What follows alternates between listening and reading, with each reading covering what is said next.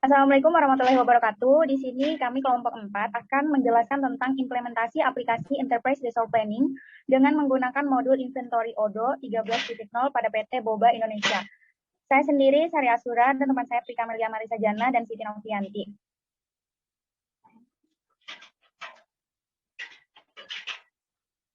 Nah, latar belakang. Pada PT Boba Indonesia merupakan perusahaan manufaktur yang bergerak pada sektor memproduksi minuman kemasan yang sudah berdiri sejak tahun 2015. Namun, dengan berkembangnya teknologi PT Boba Indonesia Utama kewalahan dalam pencatatan bahan baku secara terkomputerisasi berbasis Microsoft Excel. PT Boba Indonesia merasa kesulitan dalam mengolah data dan informasi seiring dengan semakin banyaknya pesanan dan pertumbuhan bisnis organisasi tersebut. Maka disebutkan suatu sistem IT yang mampu mengolah serta mengintegrasi data dan informasi PT Boba Indonesia. Maka ODO merupakan salah satu ERP yang dapat digunakan karena perangkat lunak berbasis open source. Selanjutnya ada permasalahan. Bagaimana merancang dan mengembangkan modul inventory dengan menggunakan software ODO agar dapat disesuaikan dengan kebutuhan pengelola persediaan produk PT Boba Indonesia. Yang kedua, bagaimana proses bisnis pada PT Boba Indonesia. Nah, tujuannya yaitu membuat perancangan dan pengembangan modul inventory dengan menggunakan ODO yang sesuai dengan kebutuhan bisnis untuk mengelola persediaan produk pada PT Boba Indonesia dan mendapatkan gambaran proses bisnis yang berjalan pada PT Boba Indonesia. Modul inventory ini sendiri menyediakan fungsionalitas untuk mengatur multi warehouse. Fitur yang terdapat pada modul ini adalah manajemen stok, manajemen gudang, perakiraan inventaris atau inventory forecasting, pengambilan dan pengemasan stok barang, manajemen supplier, dan pelacakan pengiriman.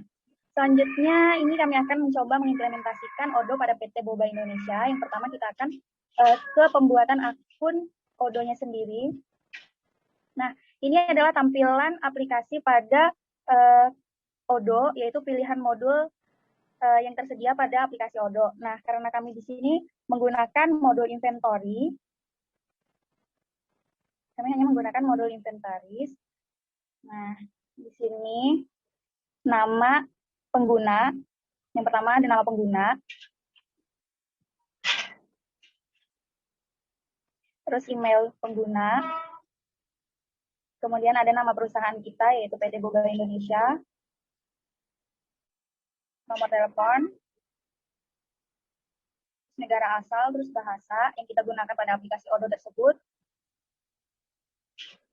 Nah, ini status perusahaan kita, apakah kita memiliki karyawan berapa. Nah, karena perusahaan kita memiliki 5 karyawan, jadi kita jumlahnya 5 karyawan. Ini status ya, karena hanya mencoba, jadi kami memilih sebagai mahasiswa saja.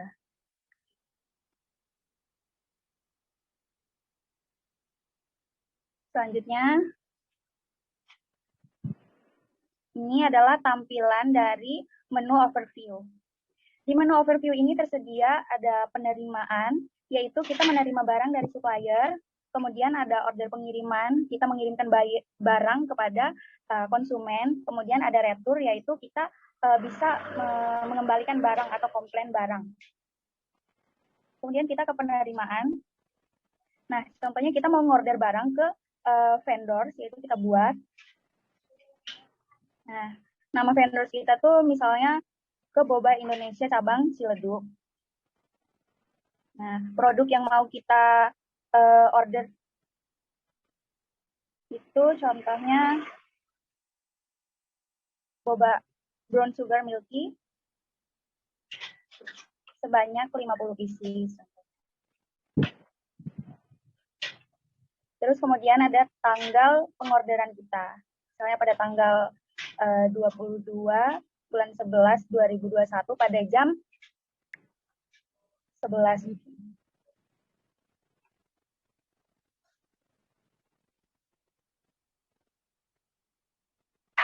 Validasi artinya kita mengirimkan laporan untuk penerimaan barang dari vendor. Selanjutnya kita ke order pengiriman. Nah, order pengiriman ini misalnya kita akan mengirimkan produk ke salah satu perusahaan kita, yaitu contohnya pada Boba Indonesia cabang Semarang, sama seperti tadi, kita memilih produk dan tanggal kita mengirimkan produk tersebut. Misalnya kita akan mengirimkan green tea sebesar 50 unit pada tanggal 23 bulan 11 2021 pada jam 10.18.40 juga. Nah, ini sama kayak tadi, kalau sudah siap dikirim maka kita klik validasi.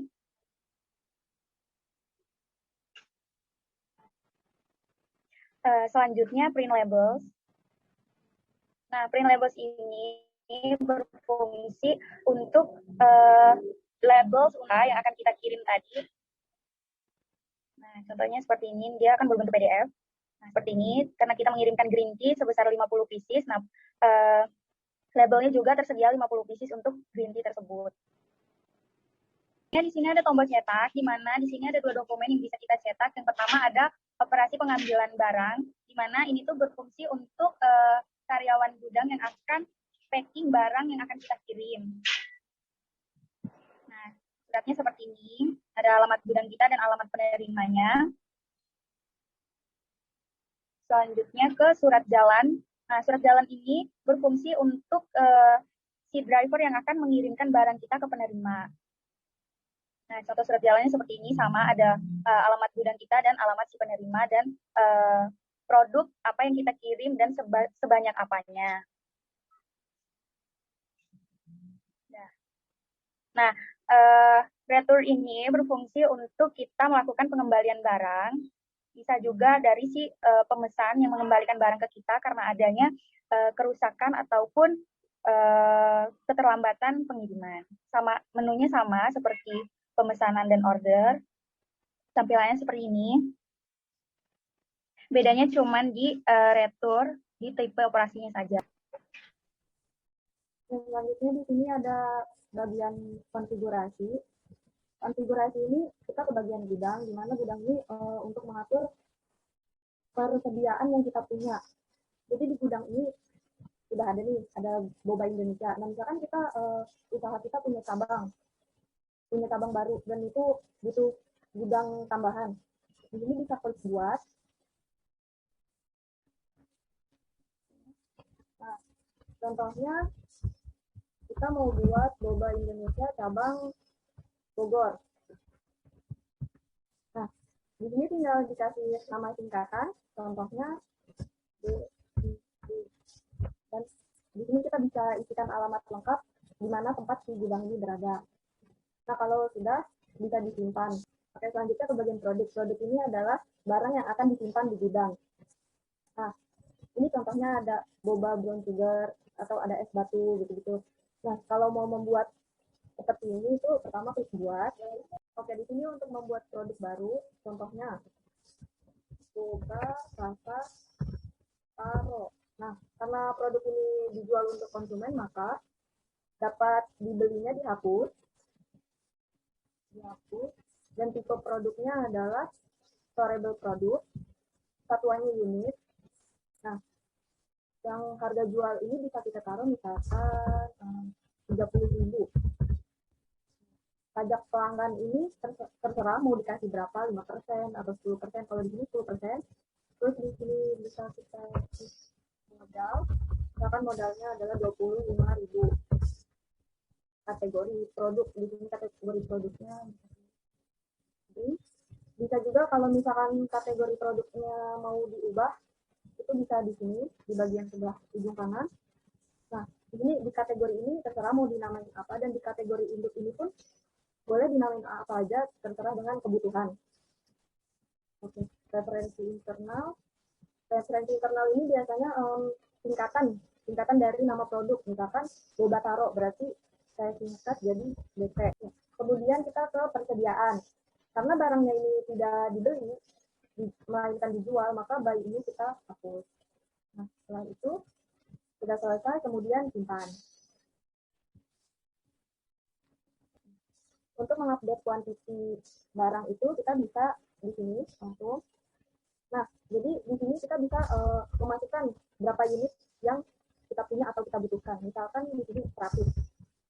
inventory 100, kita apply, nah, maka di sini akan berubah menjadi 100. Jadi kita mempunyai 100 unit boba rasa taro. Di sini saya akan menjelaskan tentang bagian menu operasi.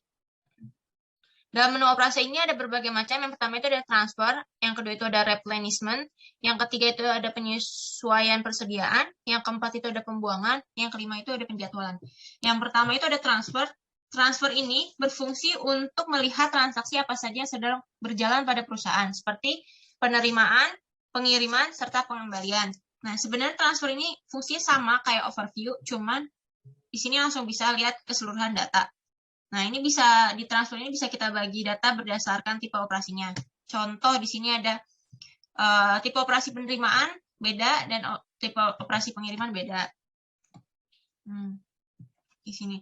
Dan di sini juga kita bisa cetak transaksi apa aja yang bakal terjadi atau yang sedang berjalan pada perusahaan. Untuk mencetak laporannya bisa kita klik tombol ini dan data atau dokumennya berupa tampilan Excel. Selanjutnya ada replenishment. Replenishment itu adalah proses pengisian kembali terhadap barang atau lokasi yang sudah kosong atau tidak mencukupi. Contohnya kita bakal membuat barang lagi atau bakal menambahkan barang lagi gitu. Bisa kita klik di sini. Misalkan kita mau menambahkan brown sugar milk tea. Bisa dilihat di sini boba yang ada di tangan itu 360 unit dan ada sisa 260 unit. Maksudnya di sini ada pengiriman lagi pada boba brown sugar itu sekitar 100 unit. Jadi sisanya itu 260 unit.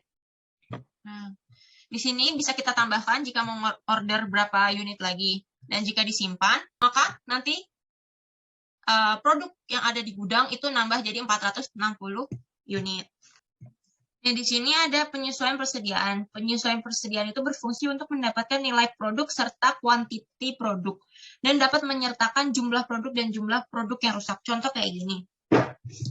Di sini ada brown sugar itu sekitar 360 unit. Ya kan? Dan kita hitung misalkan ada produk yang tersisa atau produk yang baik yang dapat dikonsumsi itu sekitar 350. Dan difference itu perbedaannya ada sekitar 10 unit. Nah, 10 unit ini bisa dikategorikan sebagai barang rusak atau barang kadaluarsa. Nah, jika sudah, lalu kita apply. Nah, jika di-apply, jumlahnya jadi berkurang dan tersisa 350 unit. Karena 10 unit tadi itu sudah dihilangkan atau dibuang. Nah, di sini juga dapat kita lihat. Nah, pada tanggal 20 November itu ada update quantity itu sekitar 100 unit. Dan di sini juga pada hari ini, tanggal 22 November itu, ada update quantity sekitar 10 unit. Nah, bisa dilihat di sini. Selanjutnya kita membahas pembuangan. Ke bagian pembuangan. Pembuangan ini untuk menghilangkan stok produk. Biasanya untuk membuang produk yang kadaluarsa atau produk yang rusak. Nah, bedanya dari yang tadi, kalau produk buang ini atau buang order ini, kita tidak dapat melihat kuantiti yang tersisa atau kuantiti yang tersedia pada gudang. Jadi, ini untuk buang atau menghapus produk secara otomatis. Misalkan kita mau membuang pearl sebanyak 100 gram. Jika sudah, kita klik validasi. Ini adalah hasil laporan pembuangan order. Nah, dapat dilihat di sini sisa produk pearl berkurang jadi 18.900 gram. Nah, selanjutnya kita akan membahas tentang laporan. Laporan ini terbagi menjadi 4, yaitu ada warehouse analysis, laporan persediaan, forecast inventory, dan pergerakan produk. Yang pertama itu membahas tentang warehouse analysis. Nah, ini ada tampilan warehouse analysis. Warehouse analysis ini untuk memeriksa bisnis pada beberapa gudang. Sistem ini dapat membantu dalam menentukan order waktu pengiriman, melacak waktu penerimaan, mengelola keterlambatan, serta menentukan strategi. Di sini dapat dilihat pada tanggal 20 terdapat satu produk yang melakukan pengiriman. Jika kita klik, nih, pada tanggal 20 itu ada pengiriman honey mango milk dan statusnya sudah selesai. Kita balik lagi. Tampilan grafiknya bisa diubah, baik dia grafik diagram batang atau diagram pie. Selanjutnya itu ada laporan persediaan. Laporan persediaan ini menggambarkan tentang inventory produk, dapat juga mencari barang dengan nomor seri, serta dapat menentukan jumlah produk yang ada. Bisa juga untuk menentukan nilai saham. Dan ini dapat kita lihat persediaan barang pada tanggal, misalkan, pada tanggal 22 bulan 11, kita konfirmasi. Nah, di sini dapat terlihat jelas laporannya. Brown sugar milk tea, harga jual 38.000 dengan modal 28.000. Kuantitas yang ada di tangan saat ini 350. Jumlah perkiraan tetap 350. Nah, laporan ini dapat dicetak menggunakan icon ini.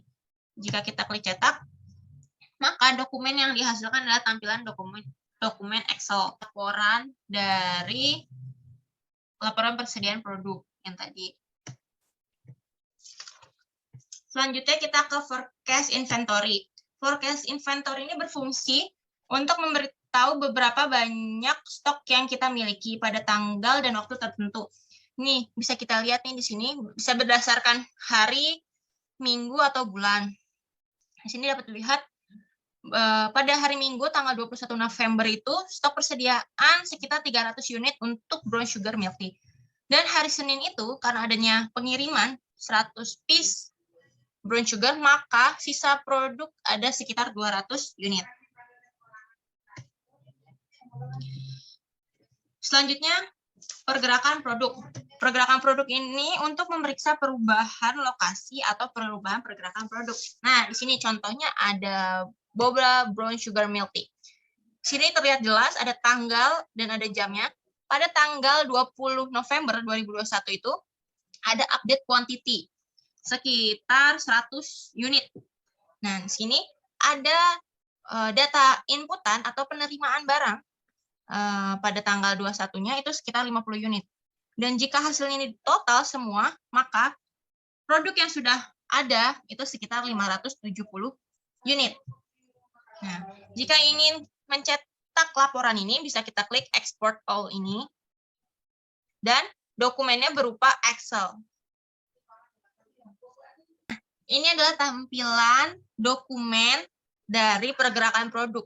Di sini dapat dilihat dari brown sugar, green tea, honey mango milk, honey pearl, dan mango. Lain-lain di sini dapat terlihat apa saja produk, mau inputan atau outputan produknya. Nah, sekian presentasi dari kami. Kurang lebihnya mohon maaf yang sebesar-besarnya. Assalamualaikum warahmatullahi wabarakatuh.